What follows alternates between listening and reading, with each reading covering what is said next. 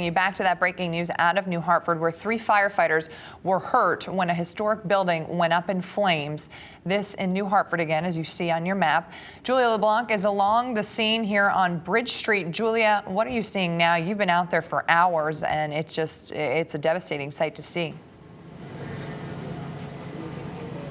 It is. You know, we've been talking to neighbors all morning long, and it is clear that the New Hartford house was a beloved building for everyone who lives here, for visitors. People used to have their weddings here. You can see the front face of the building still standing right now, but unfortunately, the middle of it looks like it's just about gutted at this point. And here to give us the latest details is John Barbagallo, who's the Public Information Officer for the Northwest region here, the fire district. Tell us, what is the latest information you know right now? Well, the newest information that's coming to us is that everyone is accounted for. All 20 adults, 2 kids that lived in those apartments have been accounted for. They were either here or out of state. So that's good news. So that's one less thing that the investigators and the fire department personnel here have to worry about.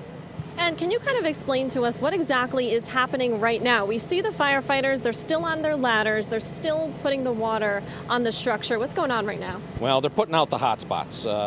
Because of the collapse of the building in the back, there are things, you know, fire burning in the collapse and the pancake of roof and roofing materials in the building. So they're putting out the hot spots. And what happens from here? So they're putting out the hot spots, and where does the investigation begin? And how long? That's going to be a really long investigation. Yeah, obviously that investigation started as soon as we got here.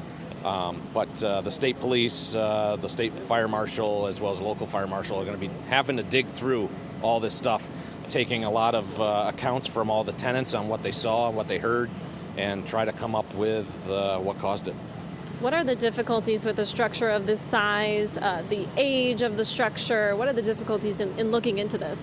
Well, it's about a 16,000 square foot building, and most of it is on the ground floor in the back now. So to try and comb through all that, to try to come up with a solution is going to be difficult at best.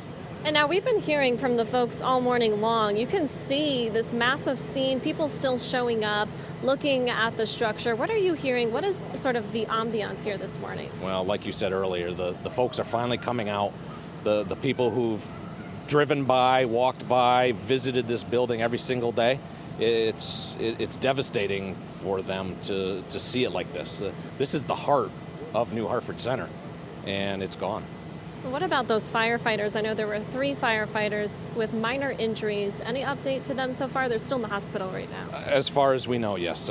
We haven't gotten an update yet, but 3 total transported to local hospitals. And what about any animals? I know a lot of people living here. These 14 apartments were full of some pets. Do we know anything about animals surviving? Or? Well, I did hear that a hamster made it out, as well as a fish of some sort. But unfortunately, some other stories I'm told that there's some dogs and cats missing as well. Okay, all right. Hopefully they just escaped out of fear, and we'll be able to find them at some point. John, thank you so much for your time. Thank you to these firefighters who have been here for hours on end. They're still working at this scene. If you're heading in this area, you're going to be facing a lot of traffic stops. But the great news here, everybody made it out okay. All 20 adults and 2 children made it out of this fire. Okay, back to you guys in the studio.